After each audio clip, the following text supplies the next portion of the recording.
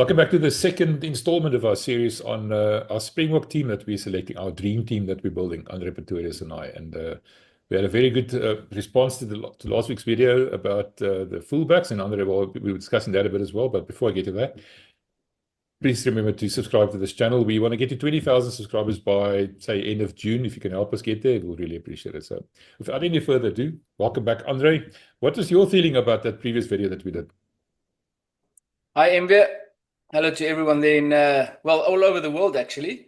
I enjoyed the video, and what I realized is that Damian Willems has got a lot more supporters than I thought he had, and especially for playing 15. And, you know, I was of the opinion that he's probably more suited in the midfield with his skill set, but he's got such a diverse set of skills that he can kick the ball from the back, he can be an aerial master. So, you know, the 15 jersey will suit him, like he has shown in the past in big games as well. So yeah, that was nice to see the support that he got for the 15 jersey.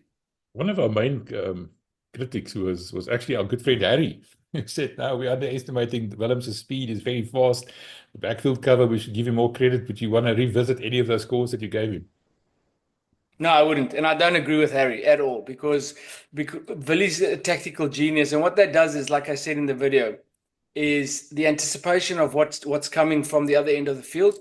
Billy might be a bit older now and might not have Willems' speed, but the anticipation and the knowledge of the game and knowing where to go before it even happens, that gives him a couple of meters extra. And I don't think, you know, Willems is playing in the midfield more often than not, covering at the backfield, running 8 to 9 Ks versus running 6 to 7 in a midfield is a different ball game. And, you know, it does take your legs away quite early in the game.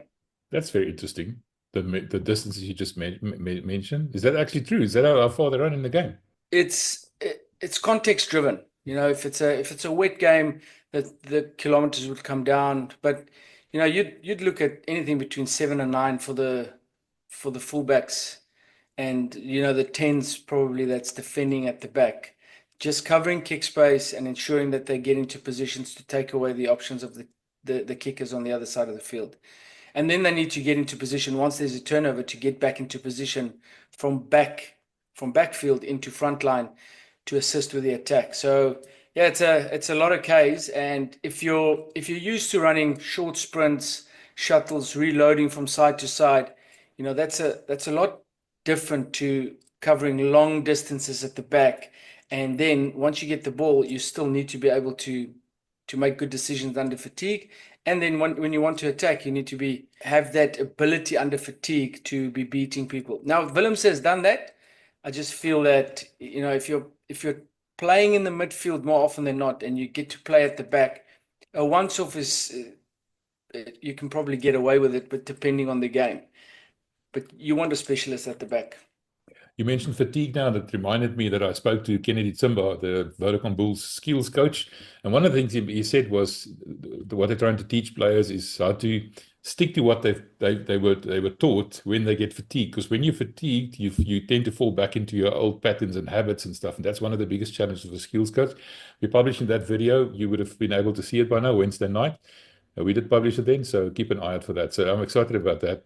Andre, the next thing is we got a lot of input in terms of how we rate these players, and we decided to take some of that on board. So we're doing things slightly differently now. We're going to be adding a weighting to some of these criteria that we're using. Just tell us about, in broad terms, the 4 categories that we're going to be rating the players on, and we'll get into detail of what they actually mean when we start discussing them.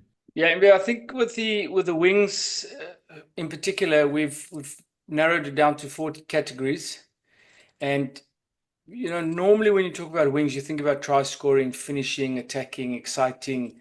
But I think because we're building a Bok team, we know what type of defense we're looking at, and how important defense has been for the Springboks in the past couple of seasons. Well, you know, for a while now, and they're developing the attack at the moment and trying to get more variety into their game.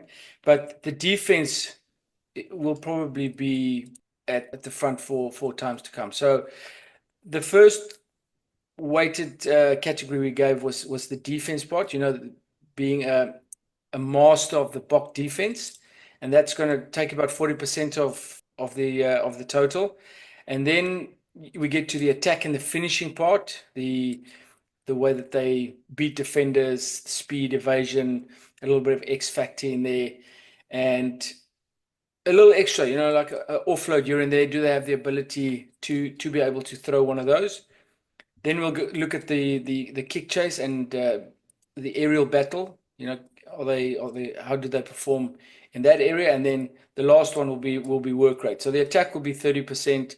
The kick chase and aerial battle mastery would be 20, and then the work rate in the end would be 10. Now, giving it 10% doesn't mean that it's not important, but I think at this level, you're not going to be playing at this level if your work rate is not up to standard. So I think the work rate category is pretty much for the guys looking to get into the jersey. As we know, the current box, their work rate is superb.